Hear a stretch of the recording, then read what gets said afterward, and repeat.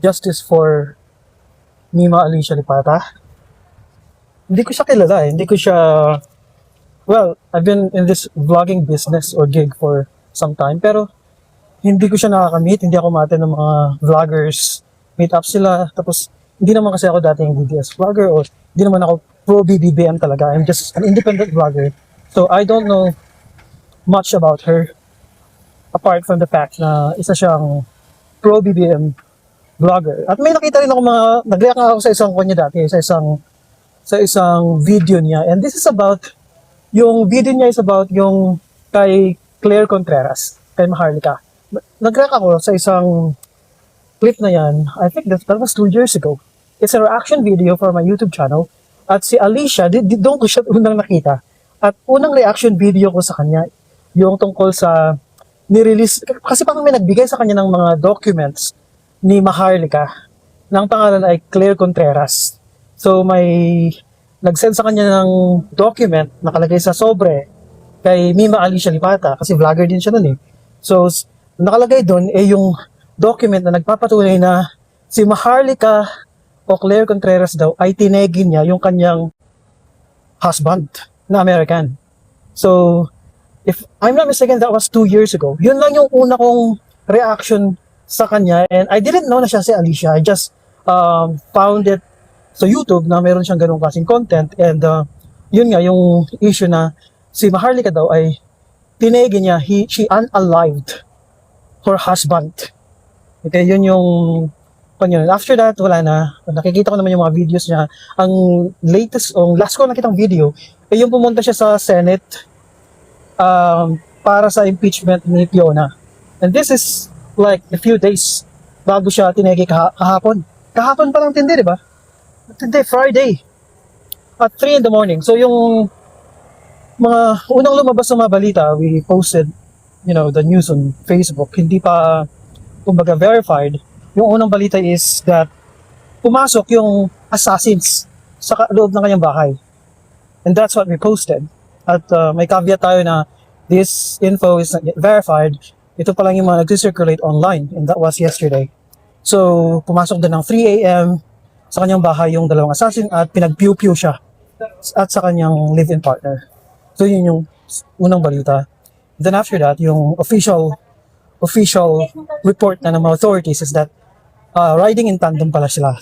So, riding in tandem, at may nakita akong video na isang pro-BBM vlogger din na nagsabi na si Alicia, before all this happened, kasi umuwi siya ng 3 a.m. Doon siya nategi, di ba? Umuwi siya ng 3 a.m. But prior to that, she had been posting her locations at galing siya ng BGC. Okay, nagbigay siya ng, kumbaga, clue or hit sa mga assassins na galing siya ng BGC at nasa BGC. Okay, I'm not gonna tell you my location. So, syempre, pag ganun, may nag-aabang na talaga. It's all premeditated yung nangyari. Talagang plano talaga nilang itegi. That time, yun na talaga yung last na, moment ni Mima Alicia Lipata sa mundo.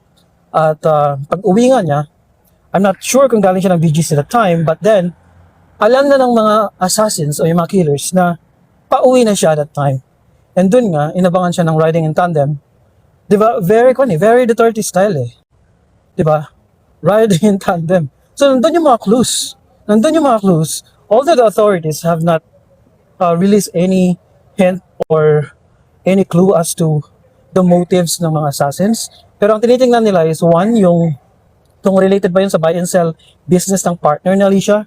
Although nakita natin na nagpapalaganap na ng mga putay ng mga DDS ng mga conspiracy theories and fake news na may problema daw or hindi na pagkasunduan sa monetization share, etc. So, na may ipapalabas talagang ganyan. May nakita akong marami nagko-comment din, lalo na sa Facebook page natin at sa X din, may nagpo-post na tungkol daw sa monetization share o na si BBM daw rin ang nagpategi para gawing issue daw. Parang, why would the administration even do that, di ba?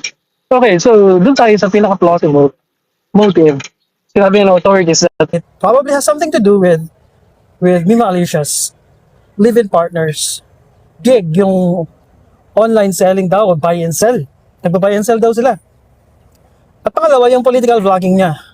So, ayaw nating mag-jump sa conclusion na it could be a DDS related, assassination na nag-succeed. Kasi hindi naman tayo DDS eh. We're not DDS and we don't wanna get to conclusion yet na sila nga. Pero, ang nakakabahala sa mga putang ng mga DDS na to, they're celebrating online. They're celebrating online na buti nga karma. Yung nakita ko, kaya nga, binabasa ko parang sabi ko, I'm starting to lose faith in humanity. Okay, sabihin na natin na, of course, critics si Mima Alicia and we're critics as well. Okay, nakita ko yung ibang style niya. Very hard-hitting talaga yung style ni Mima na may mga pasayo-pasayo pa siya. Kasi yun yung vlogging style niya eh, di ba? Yun yung vlogging style niya na meron napakita na nag-comment sa Facebook post natin about yung pagkamatay niya na karma daw kasi bakit? Kasi mayroon siyang pinost na parang photo ni Mima Alicia na ang nakalagay doon is si Digongyo daw pag uuwi sa garapon. Parang ganon. Hindi ko na maalala yung exact wording nung nakalagay sa caption ng post ni Mima Alicia. It's just a screenshot that they posted as a comment to my post. And sabi ko, sige, sabihin na natin na he's mocking the God. Kasi nga kulto ng DDS, diba? She's mocking the God of the DDS. So, is that enough para itegi yung isang tao? Bakit niya sinasabing karma? Diba? Ano ba yung ginawa niya? Okay? Diba ang karma means na may ginawa ka masama and then, diba? Nakarma ka. Binalikan ka ng forces of the universe o nature. Yun yung pagkakalam ko ng karma. Pero, tandaan nyo, okay, maraming namamatay mga inosente because there are evil people sa mundo, in this world. And one of them is Digongyo. One of them, or some of them, are the Duterte family members. They're evil. Ilang inosente yung pinatay nila. Okay? So, I mean, yun nga yung very sad reality na, okay, pwede pala silang patatay, ititegi yung mga critics, and then sasabihin karma. Why? Because you mock their God. Okay? Yun lang yun. You criticize their gods, and this is already a sign, a clear sign na nasa slippery slope na tayo. And what are the DDS trying to prove? Na okay lang na papatayin lahat, ititegi lahat yung mga critics sa mga Diyos-Diyosan nila sa Davao, na mga siraulo at mga salot. And I'm saying that with passion. Okay? At kaya kong sabihin yung sarap ng putang inang DDS. Alam ko papatay sila kasi ilang beses na mayroon na tayong interaction sa mga DDS, they're gonna gang up on you, and they did that nung pumunta ako sa Senado nung May 13. Doon yung nakalabas si Bato. Pumunta ako doon 9 in the evening, and then ito mga putang ng DDS na to, they tried to gang up on me. Sabi niya bubugbugin daw nila kung hindi ako aalis doon sa lugar nila. Sabi ko sa inyo na ba to? But you cannot reason with these people. Ang ginawa nila, talagang trineten talaga nila ako, naka-live ako, may video tayo. And then, tinabig pa nila yung cellphone ko. Okay? Tinabig pa nila nahulog sa harap ng mga putang inang mga pulis. Doon sa Senado. Sa harap ng mga putang inang mga pulis. Kaya nga, inis na inis ako, mga walang kwenta mga pulis na yan, nung time na yon. Parang wala silang nakita. Di ba? Parang wala silang nakita. So, hindi ako nakapag-react agad. Yung sabi ko, kasi nga, wala silang kwenta eh. Wala silang kwenta talaga until you get to their boss. And I did that, kaso late na. Nakatakas na yung DDS. So yun, sabi sa akin ng isang commander doon. Hanapin ko daw yung nag-threaten sa akin at nag-assault para doon nila arestuhin. Meron pa akong picture nun. Okay, inassault talaga niya ako eh. Tinabig yung phone, that's called assault. And threat. Kasi hindi ko na makita, kasi nga nagtakbuhan na siguro sila. Diba, ganyan sila kasalot. And these people, gusto nila kung daw kamay na bakal. Putang ina, wala nga silang wala nga silang disiplina, di ba? Tapos gusto niya kamay na bakal. Baka kayo mismo ang maunang matitegi ng isang kamay na bakal na gobyerno. Okay? Just because you think you're with the DDS doesn't mean na kung kayo immune kayo, walang kagaya ng Tokhang, di ba? Hindi tatanungin ng mga putang inang mga state agents na yon o police sa Tokhang, di ba? Kung ka ba DDS ka ba? They're not asking. Kaya nga, marami sa mga victims ng Tokhang ay mga DDS. Diba? Yung one big example is si Kian de los Santos, yung pamilya niya. It's a DDS family. DDS sila. Yung mother niya na na OFW DBS. So wag niyong sabihin na pag kayo ba, namuno na, yung tipong nakapala mo ka na maputay ng mga DBS na to. Lalo na yung mga pag nakita mo yung account nila, I've been checking, hindi nga lang natin ma-post sa Facebook kasi putang era yung Facebook na to, no? Pag nag-post ka, ipopost mo yung picture nila. Kasi ilang beses na ako nakuha nila flag. Na-restrict na tayo sa Facebook because we've been trying to expose this DDS na mga nagtithreat. Tapos, i-report nila, and then tayo yung malalagot. So, sa X na lang natin pinapost yung mga threats nila, yung mga kung ano-ano mga walang kwenta na lang comments, yung mga nagse-celebrate sa pagkamatay ng isang vlogger. Okay, so, ano ba yung position natin dito? Okay, so, kung titingnan nyo, tayo na magsalita itong mga DDS na to, no? Na karma daw, nabuti nga sa kanya. Kayo ba hindi nyo sinasabi yun ay BBM sa kalaban nyo sa politika? Putay na mas masahol pa kayo. So, ibig sabihin pala, kung an eye for an eye, okay, kung sa tingin nyo, pwede nang itegil at yung mga critics, ano ba yung ginawa niya na masahol? Sabihin na natin na doon sa pinost na, yung post na nakita ko is that she's like dancing with the caption. I don't know kung siya yung naglagay ng caption na pag uwi daw ni Dugong nyo, ilalagay sa garapon. So that's just a comment from a critic. Okay? At ako may nasabi na may na-post na tayong ganun, although I'm not posting with my face. Pero kung halimbawa ganun yung pamantayan nyo, yun yung standard nyo na pwede nang itegi, yung isang critic, pag nag-post siya ng similar post or context. So ibig sabihin pala, pwede na rin kayong itegi ng mga state agents or Marcos Goons. Halimbawa may Marcos Goons, may parang DDS, assassins din, yung mga mamamatay taong mga DDS na mga Marcos fanatics, sabihin natin mga loyalists. So pwede pala kayong din. 'Di ba? Pwede rin pala kayong i-assassin. Kung gano'n. Hindi pwedeng, you cannot eat your cake and have it too. Hindi pwedeng gano'n. Hindi lang kayo yung tao sa mundo, 'di ba? Ang problema nga lang, kayo yung may lakas ng loob na mantegi, napapatay. Kayo lang yun eh. Yun yung problema eh. Maraming kriminal sa side nyo. Mga terorista, mga kriminal, mga mamamatay tao eh. Na I'm not just talking of the political overlords ng DDS. I'm talking about yung ordinary DDS. Kasi ilang beses na rin tayo naka-receive ng death threat. And that's the reason why we're not showing our face. Kasi I'm too smart enough that we're dealing with evil people. We're dealing with dangerous and murderous people. Mayroon na akong, yung isa, papangalanan ko, putang ina, isang guard. Ilang beses na siyang nagbanta sa akin, umakyat pa siya sa live. Yung ilang attempts niya, gumagamit siya ng dami account sa TikTok. Through TikTok to. Tapos kaboses naman niya. Okay, umakyat siya na, tinatanong niya kung saan daw ako nakatira. Ang pangalan niya is si Norhamin Mangulamas. Norhamin Mangulamas, na mayroon siyang pag-akyat. I think this was last year, bago pinatay, si Jacob Arroyo. Si Sir Jacob Arroyo, ang pangalan niya is, sa vlogging is, si Amigo ng Bayan. Diba? Bago siya pinatay, umakyat siya. Umakyat siya sa live ko. At nandun si Sir Jacob Arroyo. Yun na yung last interaction ko kay Amigo ng Bayan. Okay? Umakyat itong si Norhamin Mangulamas na tinatanong niya kung saan daw ako nakatira. Ang kapal pa ng mukha niya talaga. Ano daw? Sabi ko, taga GMA7 ba daw ako na parang nagbibigay ako ng opinion sa mga Duterte na mga Diyos-Diyosan niya.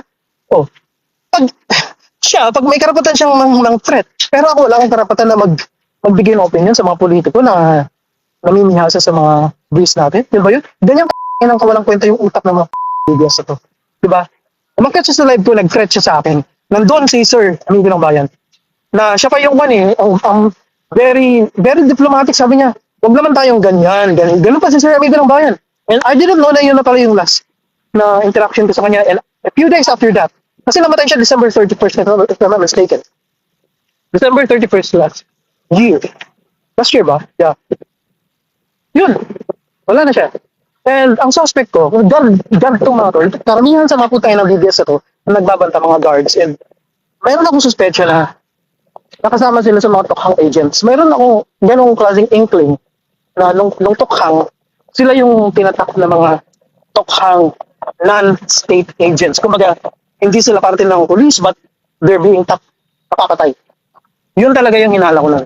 And itong si Norhamin Mangulamas, I have, wala akong proof but meron akong theory na isa siyang tokhang agents. Kasi nawalan siya ng kita di ba? Nawalan siya ng kita. Di ba? Imaginein mo, pro Duterte ka na nga, hindi mo pa pagkikitaan yung pagiging pro Duterte mo, papatay ka na lang, di ba? Kasi nga, ang sinabi ng Diyos nila, they're gonna get rewarded if they're gonna kill. Kwan nga, lugi. Lugi ang laban di ba? Yung kabila, they're willing to kill. Tayo, we're just criticizing, nagkikritik lang tayo based on facts. Hindi tayo nagpapakalat ng fake news. Okay? Sila, dahil nga, wala sila talagang part na ng DNA nila yung pagiging masama. Nagpapakalat sila ng fake news. Kumbaga, wala yun, parte na talaga na yung kanilang personality. Masama talaga ang ugali nila. Okay, mga siraulo nga, di ba? Mga DDS. Mga siraulo nga kayo Minsan, mag-self-reflect kayo. Okay, kayo, kung nagpapakalat ba kayo ng fake news, and you know, probably some of you don't, kasi nga bobo kayo di ba? Karamihan sa inyo bobo. Hindi nyo talaga alam, kasi may nakikita ko, sorry, na-post ko to, ganyan. Meron ako nakikita na na-post daw niya, hindi niya akalain daw na fake news yung sinabi na si Sheila Season, yung lead counsel ni Sara Duterte is hindi daw talaga anak ni yung isang season na abogado na, TV host. Sabi niya, putang ina, mag-research ka lang. Wag, ginawan mo pa ng graphic. Di ba yung isang DDS ito, nakalimutan ko yung pangalan, ginawa niya ng graphic, and to do that would take you a couple of minutes, probably 10 to 30 minutes, para gawan ng graphic. Yung isang fake news na nakita mo, pero hindi ka nag-research, it would just take a few seconds to do some research. Pero dahil nga bobo siya, hindi lang, di ba? Sabi ko, hindi lang sila bobo, sila ulo pa. Masama talaga ugali nila. Kasi nga, kung alam mo sa sarili mo, if you're gonna do some self-reflection, alam mo sa sarili mo na nagpapakalat ka ng fake news, alam mo sa sarili mo na yung pinapakalat mo is fake news, and you did not do anything, due diligence, research, para, di ba, i-verify yung facts mo, matik na yan na yung pagiging masamang ugali mong yan ay darating na pabor ka sa pagpatay. Di ba kung magkapart na yun ng DNA ng pagiging DDS? Kaya nga, itong DDS cult na to, it's a magnet for psychopaths. Okay? So, we posted na yung mga deranged members ng DDS cult, they're most deranged members. They're willing to kill. Di ba? They're willing to kill. Yung mga hindi naman, yung mga moderate, mga DDS, yung mga may pinag-aralan, kagaya ni na Sasot, sino pa ba yung mga kanila? Sina Harry Roque. They celebrate when their most deranged members kill. Pag may napatay sila, they celebrate. Wala silang kumbaga self-reflection na mali yung pagpatay. Wala silang ganun. They just celebrate. Why? Kasi nga, feeling nila, biktima yung mga puon nila sa Davao. Biktima yung puon nila na nakakulong sa The Hague. Yun. But sa kanilang maliit na utak, they're justified to kill. Diba? They're justified to kill. Kaya nga lugi tayo Lugi yung mga independent, lugi yung mga anti-Duterte. Kasi nga, we're dealing with people who kill. And we're dealing with moderate DDS who celebrate yung killings ng mga critics. Tapos sasabihin nila karma. Diba? Oh. Okay ngayon sa pagpatay, pero pag nakulong yung mga putang inang mga operatives nyo, kagaya ni na Marcoleta, buti kinulong lang sila I mean, at least they have a chance at, mounting some legal fight like what Marcoleta and Mike Defensor have been doing. Diba? Oh. Kesa sa pinatay ka na, wala na. Naging kwento ka na lang. Tapos, the DDS moderates. I'm talking of the moderates, yung mga medyo hindi kulto, they spit on your grave. They laugh at you, they mock your death. Ganyan sila kawalang kwenta. Okay? And kaya nga wala nang kwento wala nang pag-asa tong bansang to kung ito pang mga DDS yung mamumuno, di ba? Kasi nga saka lang sila nakakarma actually. Itong mga DDS, kailan ba sila nakakarma? Nakarma sila nung binoto nila si Duterte. Siyempre sa dami ba naman ng mga DDS cultists, di ba? Nakarma sila because most of the victims of Tokhang ay mga DDS. Hindi nila nakita. O nakita man nila yon, pero sasabihin nila, buti nga sa kanya. Pero hindi nila alam na yung pinatay DDS. Paano kung nangyari sa pamilya niya? Hindi nila nakita nga. Kasi kung we're talking about, halimbawa, DDS, 10 million DDS to 15 million. Sabi na, 32 million. I don't believe that. Pero, we're talking about 30,000 na pinatay na. Sabi natin DDS, that's just a very tiny speck of the whole DDS population. So pwede na lang i-ignore yan because it didn't happen to them. Diba? It didn't happen to them because pag darating tayo sa slippery slope na yan, na mga tokhang for example, hindi nila tatanungin ng mga state agents na pumapatay na, o DDS ka ba? Hindi ganun yun. Putang ina, bobo na tayo, sila ulo pa. Okay? Kasi, bakit? Karamihan sa mga biktima, nung panahon ni Digong yung mga DDS, kasi nawala silang disiplina. Kasi most of these DDS people are just performative. Okay, ito yung mga walang disiplina, pero dahil cool maging DDS, putang ina, cool to lang labas nila, di ba? Ganun yun. Feeling na cool sila. Okay, dahil they belong to a group na maiingay, na pumapatay, pero sila yung pinapatay. Di ba? Sila yung namamatay. Sila yung karamihan. I'm probably gonna say a figure na yung mga biktima ng tukhang ay siguro mga nasa 60 to 80% mga DDS. Okay? Kasi nga, sabi ko nga, hindi tatanungin ng putang inang pulis kung DDS ka ba, hindi ganun yun. That's not how the bureaucracy works or the criminality works. Okay, bakit kami safe nung panahon ng tukhang? Hindi naman safe kasi na alam namin na magulo talaga nung panahon ng tukhang. It's because wala kaming ginagawang masama. Okay? Pero, nung panahon ni Dugong, yung first time akong natutukan ng baril, lang ng hold up sa phone ko sa Makati pa yun, putang ina. Sa Makati. Yun lang yun. Pagkatapos nun, wala na. Okay, yun lang talaga yung pinaka-direct encounter to with a criminal nung panahon ni Digong yun. Okay. So, yung mga sinasabi nila na maraming krimen. Putang ina, ilan sa mga kriminal na ito, mga DDS? Sasabihin nyo, okay, tuwang-tuwa kayo na, okay, this is just proof na mas magulo na ngayon. Pero putang ina, ilan ba sa mga nanggugulo, yung mga kriminal na to, ay mga DDS. Tingnan nyo na lang nung rally ng INC. Na supposedly religious group. Ilan sa kanila yung nanggugulo, yung mga bully. Nambubuli ng mga motorists, yung mga riders. Nagbabanta pang papatay. Diba? Tapos sasabihin nyo magulo, kayo yung nanggugulo, kayo yung pag titingnan halimbawa, tatanungin o ipoprofile lahat yung mga criminals. For example, dapat nga ganun eh. Ipoprofile kung ano talaga yung ideological inclination niya o kung saan kulto siya nabibilang, malalaman karamihan sa kanila mga DDS. Di ba? Karamihan sa kanila, tatanungin nyo na, yung hold up ng rider, yung ng tegi ng rider, nakawawa talaga yung pamilya. I'm actually pretty sure na DDS yung criminal. Okay? Tingnan nyo na lang yung kanilang mga, kasi sila lang yung may ganyang pan eh. Sila lang yung may ganyang klaseng mentality. Yung talagang wiring ng utak. Very violent sila. Very violent sila. So, huwag yung sabihin na mas magulo kasi kayo lang gugulo. And the fact na mas marami tayong mga video cameras ngayon, di ba? Yan nga yung problema. Kasi nga hinanap ko, balik tayo kay Mima Alicia. So, kakalipat lang pala nila doon sa Caloocan. Di ba? Kakalipat nila 1.5 months ago sa Caloocan. Na tinitirhan nila. Sabi ko, pag nasa ganyang nasa ganyang industry ka, vlogging, and if you're making money, and I think she's making money from being a vlogger, okay, find a place na safe.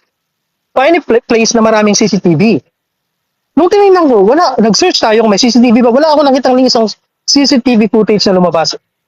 Siguro dahil naka-hold yan ng authorities para hindi siguro malaman, matiktikan ng mga, di ba, ng mga salarin, ng mga suspects na mayroon ng lead sa kanila ng police. Pero, di ba usually may CCTV footage na yan na lalabas? Wala eh. So, hindi naman sa pagtukuan. Hindi ko alam kung saan parte siya ng Caloocan nakatira. Kung nasa di ba Caloocan is si DDS country sa Metro Manila? Di ba tayang talo dyan si Antonio Trillanes, di ba?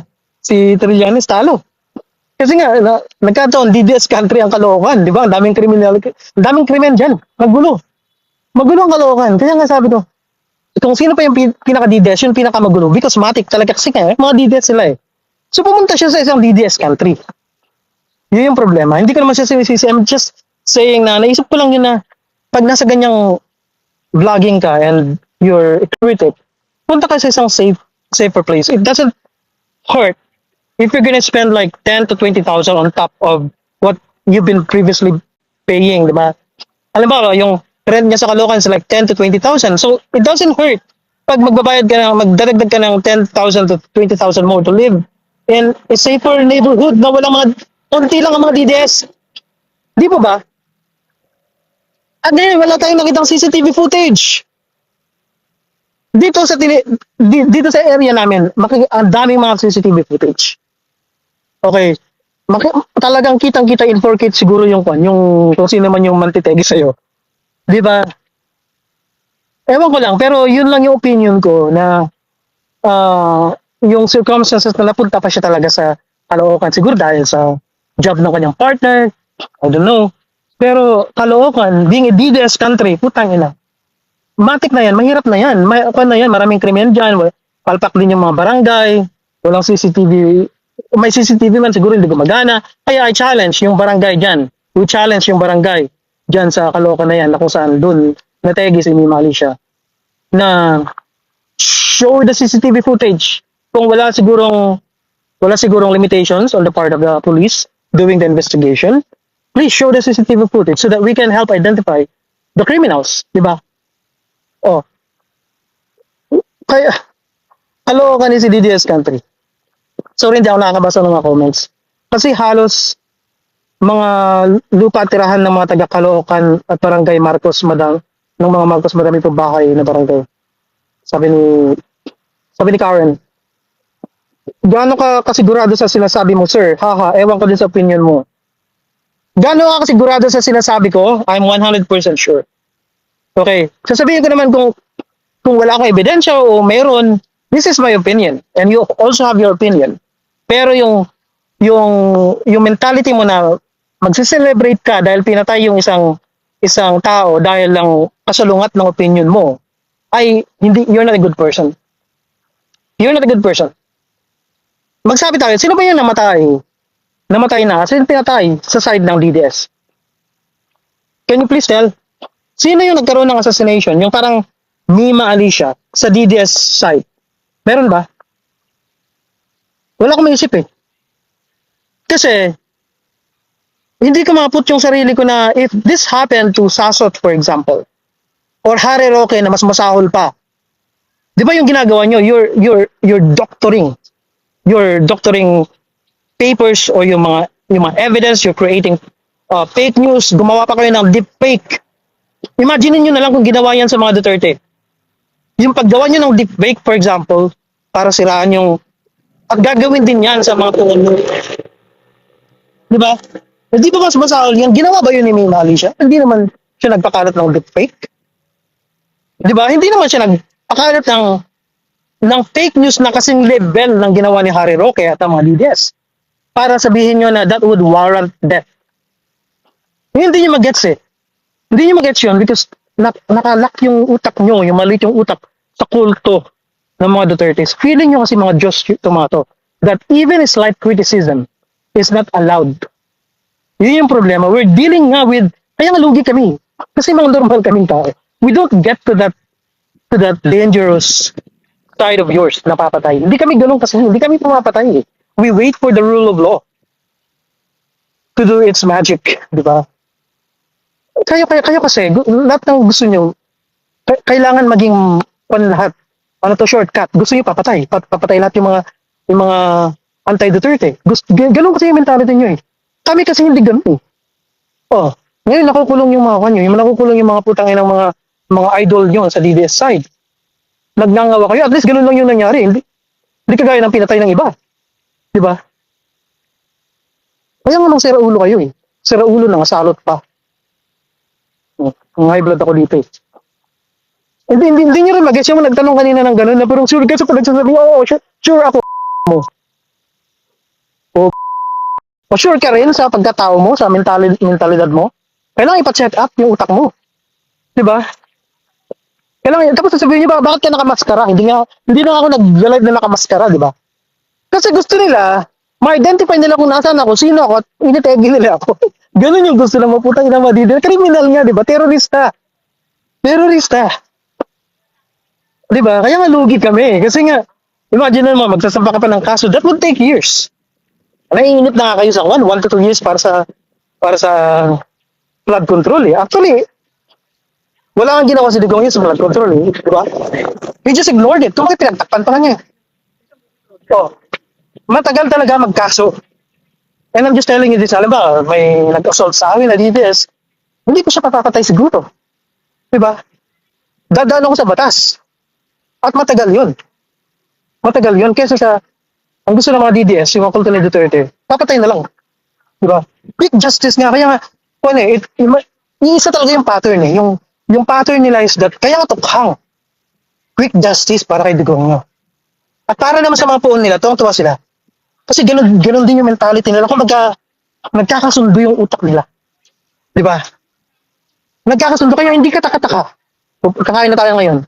Nagugutom na ako. Naglalakad lang tayo. Kanina nagja-jogging. Hindi ka taka-taka na pabor, lahat itong mga putang ng mga DDS at sa mga ganitong klaseng karahasan. Diba? Kasi nga parte na ng kanyang political DNA. I'm not gonna say it's ideology kasi wala naman talaga kayo ideology. Kung mayroon man, you're just a statist. Statist. Kumbaga, semi-leftist. Diba? Ayuda nga, diba? Hindi kayo anti-leftist, hindi kayo anti-communist mga leaders. You're actually a leftist. Leftist kasi Digongyo, di ba? Proud pa siya. Ang kaibahan lang, you don't belong to the CCP-NPA. Okay? Ang thinking ko pa nga, gusto niya magbuo ng sarili niyang CCP-NPA. Nakakalaban ng CCP-NPA, di ba? Kasi nga, pinaligiran niya yung sarili niya ng mga former CPP-NPA leaders kaya ni Johnny Vasco. Oh. Kasi nga, ang CCP-NPA is a membership. Kaya naalala ko tuloy si Boy Silly, di ba? Sabi niya, komunista pa ako, ha? Tapos nung na-realize niya na bobo pala yung putang inang admission niya, sasabihin niya ngayon, Christian communist pala. Si Raulo ng Boy Silly na yan. There's no such thing. Kasi, communism is a party membership. Sinabi na yun ni Nelson Mandela. Bakit laging sinasabi ni Dugong yun na, I'm just a socialist. Socialist lang ako. Hindi ako communist, sabi niya. Ano ibig niyang sabihin yun? Pati si Teddy Casino, na militante. Hindi ako komunista. Socialist lang ako. Ibig sabihin, hindi sila member. Parang sa China, may CCP. Chinese Communist Party. Membership po yun. Okay? It's a party membership. I think sa China, they have million members, diba? Ang balita pa kasi Jack Ma daw, member ng... Kasi nga, pag member ka nito, mga selected lang talaga. And these people are very powerful. Okay? Yun yung ibig sabihin na hindi naintindihan ni Boy Silly kasi bobo. Robin Padilla. Sabihin niya ngayon Christian communist daw. There's no such thing, palusot pa. Diba? Isa rin yan eh. No? Na kunwari anti-communist daw siya pero namundok. Once a communist, always a communist. Okay? Kaya nga, hindi pwedeng sabihin ng mga DDS na komunista ka kasi o NPA ka kasi I've been anti-communist ever since at pinaka-main reason kung bakit ayaw ko kay Digong yun na yan, sa Duterte na yan, is dahil communist sympathizer siya. Alam ko na, kilala ko na siyang communist sympathizer before pa ng 2015 at nagdeklara siyang tatakbo.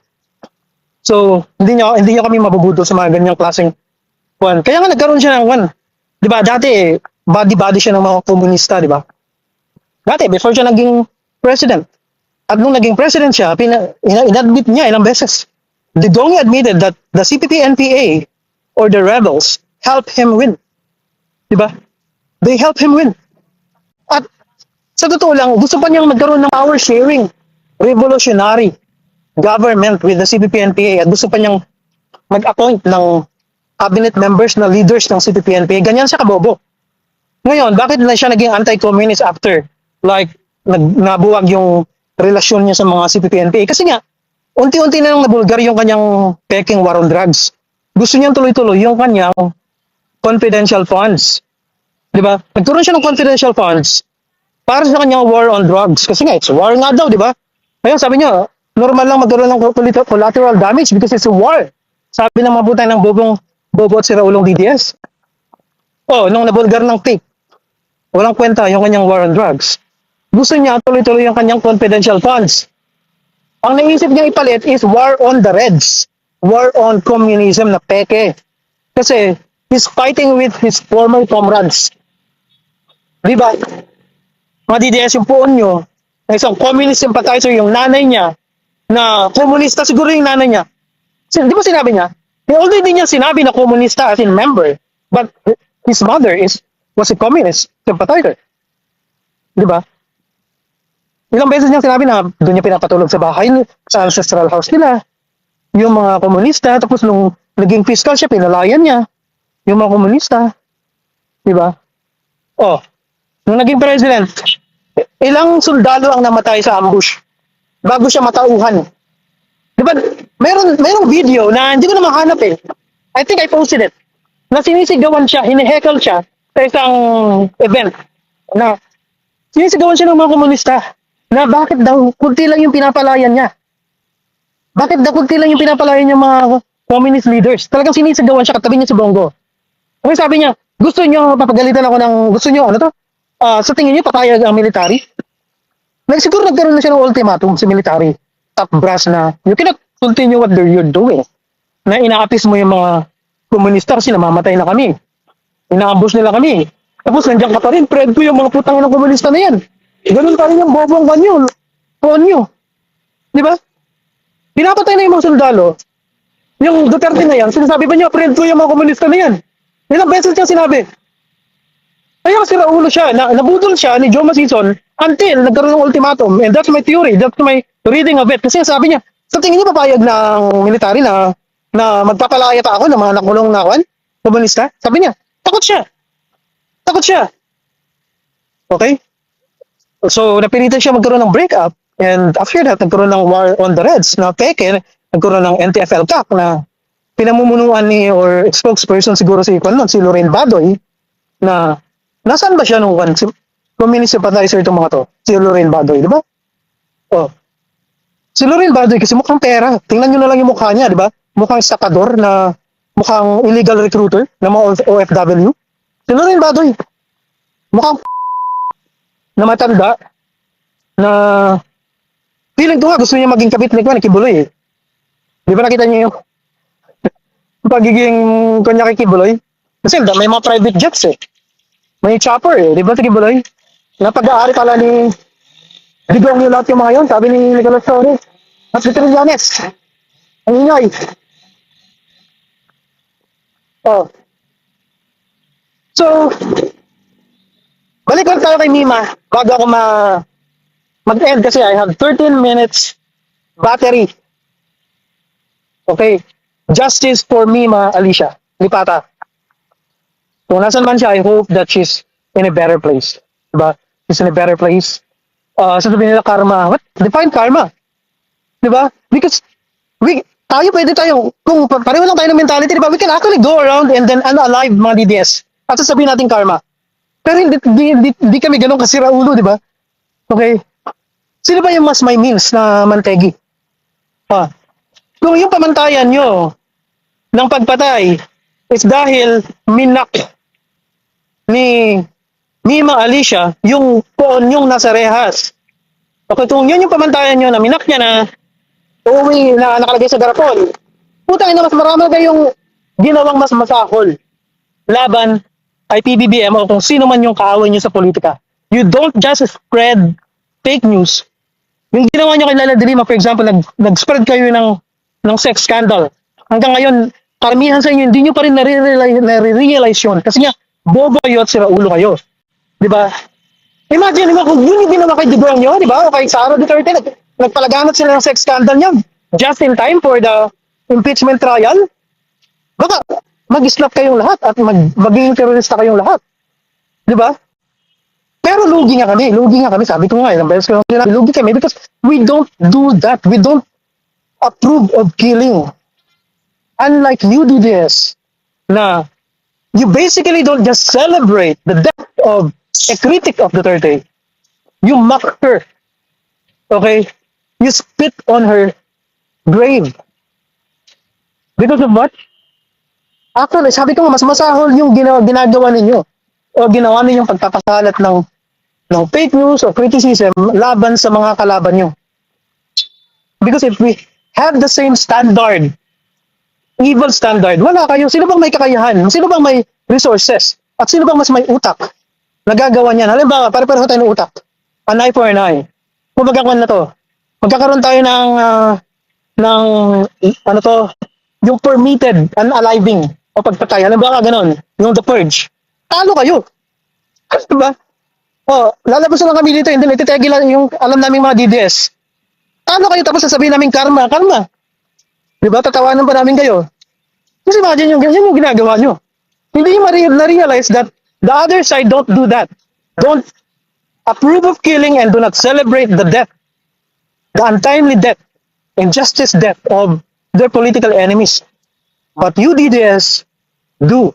You celebrate and you approve of killing. Kasi nga, part na nga ng DNA nyo, di ba? Oh, kakain na tayo. And again, justice. Sana nga malaman na, di ba? Ako, hindi ko naman sinasabi na ang pumatay, DDS, di ba? Wala akong sinabi. I'm just focusing on your celebratory posts and comments sa mga DDS na yan. Wala pa tayo dyan kasi wala nga tayong patunay, di ba? Pero just imagine kung halimbawa, napatunayan nga na pinatay si Mima dahil sa DDS. Sa tingin nyo safe kayo nun? Ha? Sa tingin nyo, yun yung thinking pa rin ng public sa inyo na ibig sabihin pala putahin na. Itong kapitbahay ko palang DDS, payag siya na papatayin ako. Dahil lang ayaw kong kaidigong nyo o may nasabi ako. So, ibig sabihin, magkakaroon kami ng mapuprove yung aming thinking na you are an evil party, you're an evil cult, you're a dangerous, murderous cult who approve of killing of anyone who criticize your gods in Davao and in The Hague. Di ba? So, imagine, isipin ko, yung kilala kong DDS, approve siya. Pag namatay pala ako, namatay yung kilala mong anti-Duterte, magsa-celebrate yung kapitbahay mo, yung kaibigan mo, kapamilya mo. Di ba? Ganun yun kasi nga. Yun yung DNA. Yun yung mentalidad nyo. Sira ulo kayo, maputan yung DDS. And have a good day. Happy Saturday and justice again to Mima.